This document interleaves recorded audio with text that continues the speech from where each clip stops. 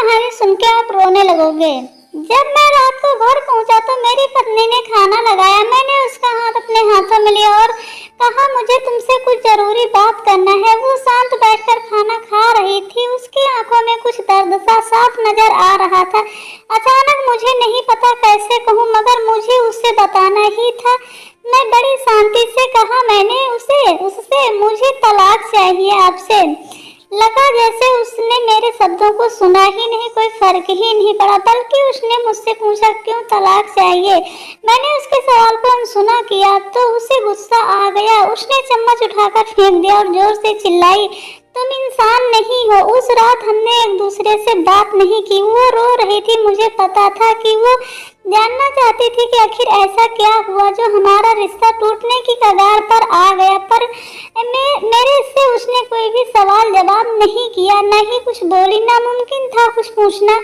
मैं जब किसी और से, प्रिया नाम था उसका, मैं उससे प्यार करने लगा। अब मुझे उसके प्यार में इतना ज्यादा मैं पागल हो गया कि पूछो ना। मैंने उसे उसके बरसों के प्यार की सजा दी। मैंने उसको अपनी बीवी को ठुकरा दिया और प्रिया से प्यार करने लगा।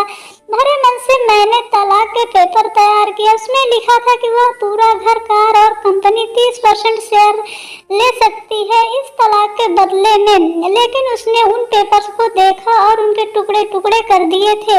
वो आज मेरे लिए अनजान हो चुकी थी। मुझे इन 10 सालों का जो उसने मेरे लिए बर्बाद किए, मगर मैं क्या करूं?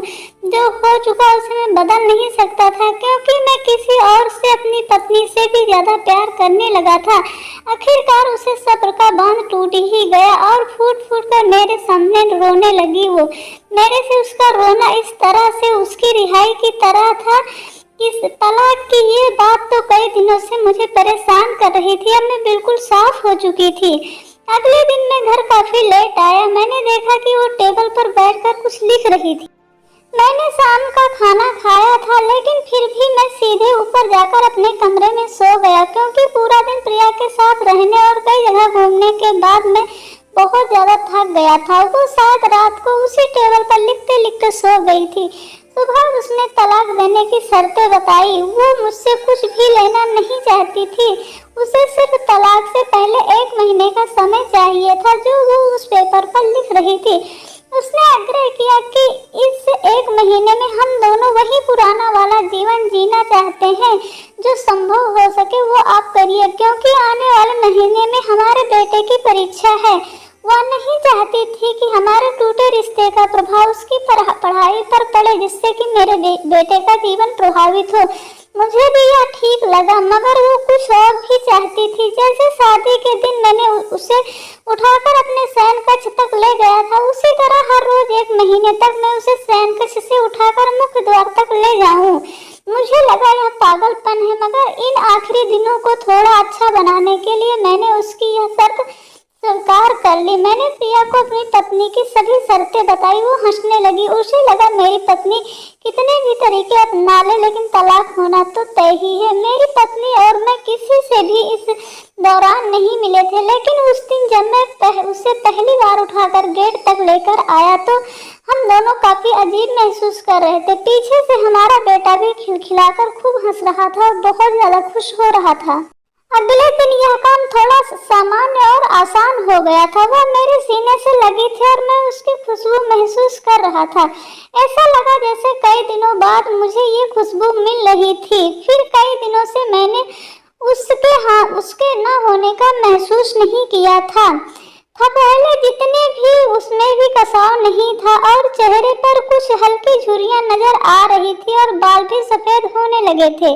ये वही औरत थी जिसने अपने जीवन के 10 साल मुझे समर्पित किए थे। वो मेरी पत्नी ही थी जिसके साथ मैं ऐसा व्यवहार कर रहा था। चौथे दिन जब मैंने उसे उठाया तो वो पुरानी रोमांस लौटने लगी। 5वें दिन और 6ठे दिन वो पुराना प्यार फिर जागने लगा। मैंने प्रिया को इस बारे में कुछ नहीं बताया था। अब उसे उठाना और आसान हो गया था। शायद हर रोज वह सब करने का मैं आदी हो गया था और मुझे भी बहुत ज्यादा शौक लग गया था कि मैं अपनी पत्नी को उठा के यहाँ से वहाँ ले जा रहा हूँ और 1 महीने में मेरा तलाक हो जाएगा। उससे मुझे कोई प्रॉब्लम नहीं होगी और मेरी पत्नी मुझसे दूर हो जाएगी। एक दिन वह अपनी पसंद की साड़ी निकाल रही थी, लेकिन कुछ खास नहीं ढूंढ पाई। उसने सांस भरते हुए कहा कि उसके सारे कपड़े बड़े पड़ने लगे हैं। तब मुझे पता चला कि वह काफी दुबली पतली हो गई है और इसलिए मैं उसे आसानी से उठाकर बाहर ले जा पा रहा था। मेरे दिल को इतना बड़ा झटका लगा। उसने मेरे दिल में काफी सारा दर्द छुपा रखा था। पता नहीं कैसे मैं आगे बढ़ा और उसके सिर को छूकर देखा। अचानक हमारा बेटा आया और बोला, पापा ये तो मम्मा को उठाने का टाइम हो गया है, उठा के बाहर ले जाने का समय हो गया है। उसके लिए उसने पापा द्वार मम्मा को इस तरह उठाकर ले जाते देखना जीवन का अभिन्न हिस्सा बन चुका था और बहुत ज्यादा खुश होता था कि मेरे पापा मेरी मम्मी को उठा के ले जा रहे हैं। मेरी बीवी ने हमारे बच्चों को बुलाया और जोर से उससे गले लगा लिया। मैंने अपना चेहरा दूसरी तरफ कर लिया। मुझे लगा कहीं मैं अपना निर्णय बदल ना लूं। मैंने अपनी पत्नी को रोज की तरह उठाया और बेडरूम से सिटिंग रूम होते हुए हॉल तक लाया। उसने प्यार से अपने दोनों हाथ मेरे गर्दन के पास रख दिए। मैंने उसे जोर से पकड़ रखा था, बिल्कुल हमारे सुहागरात की तरह, मगर उसका इतना कम वजन मुझे परेशान कर रहा था। महीने के आखिरी दिन जब मैंने उसे उठाया तो मेरे लिए एकदम भी चल पाना मुश्किल हो गया था। हमारा बेटा स्कूल जा चुका था। मैं अपनी कार से ऑफिस गया और कार से कूदकर बाहर आ गया बिना कार को लॉक किया। मुझे डर था कि अब मैं एक पल भी कहीं देरी हो गई तो मेरा इरादा बदल देगी। मैं ऊपर गया और प्रिया से दरवाजा खुलवाया और उससे मैंने कहा, सॉरी प्रिया, अब मैं अपनी पत्नी से तलाक नहीं लेना चाहता। उसने मुझे देखा और मेरे सिर पर हाथ फेरकर कहा, तुम्हें तो बुखार भी नहीं है। मैंने उसका हाथ हटाया और कहा, सॉरी, अब मैं तुम्हारे साथ नहीं रह सकता हूँ। अब मैं अपनी पत्नी से तलाक नहीं लूंगा। हमारी शादीशुदा जिंदगी शायद हम दोनों के ध्यान न देने की वजह से बोरिंग हो गई थी, लेकिन इसका मतलब यह कतई नहीं कि हम दोनों एक दूसरे से प्यार नहीं करते हैं। अब मुझे एहसास हुआ कि जिस दिन मैंने उसे शादी करके अपने घर लाया था, उस दिन से जीवन के आखिरी दिन तक मुझे उसका साथ निभाना है। प्रिया के तो होश ही उड़ गए। उसने मुझे एक जोरदार तमाचा मारा। मेरे मुंह पर वह रोने लगी और दरवाजा बंद कर कर अंदर चली गई। मैं सीढ़ियों से नीचे उतरा और आकर अपनी कार में बैठ गया। आगे एक फूल की दुकान की गुलदस्ता लिया मैंने और वहीं पर मैं रुका। अपनी पत्नी के लिए सुंदर सा गुलदस्ता लिया। दुकानदार ने पूछा कि इस पर क्या लिखना है।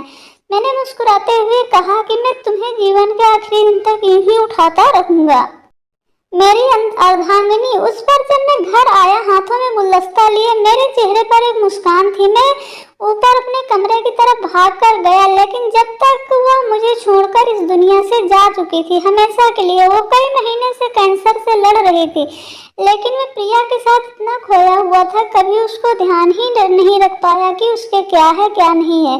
उसे पता था कि वह जल्दी ही मुझे छोड़कर जाने वाली है, इसलिए वह मुझे और मेरे बेटे के रिश्ते को टूटने से बचाना चाहती थी। मैं नीच उससे तलाक लेना चाहता था। मैं कितना गंदा आदमी था, लेकिन फिर भी उसने मुझे अपने बच्चे की नज़रों में एक प्यारा पति और पिता बना के रखा था। जीवन की छोटी छोटी बातें रिश्तों में बहुत ज़्यादा महत्व रखती हैं। बड़ा घर, बड़ी कार, बड़े बैंक बैलेंस से खुशियों का हिस्सा जरूर बन सकती हैं, मगर अपनों के बीच इनकी कोई कीमत नहीं होती है। इसलिए अपनों के बीच से हमें कभी भी दूरियां न बनाएं और अपनों से हमेशा संबंध बना के रखें। छोटी छोटी बातें बहुत बड़ी बातें हो जाती हैं, जिससे जिंदगी बर्बाद हो जाती है। और आपको ये कहानी कैसी लगी है, अच्छी लगी तो कमेंट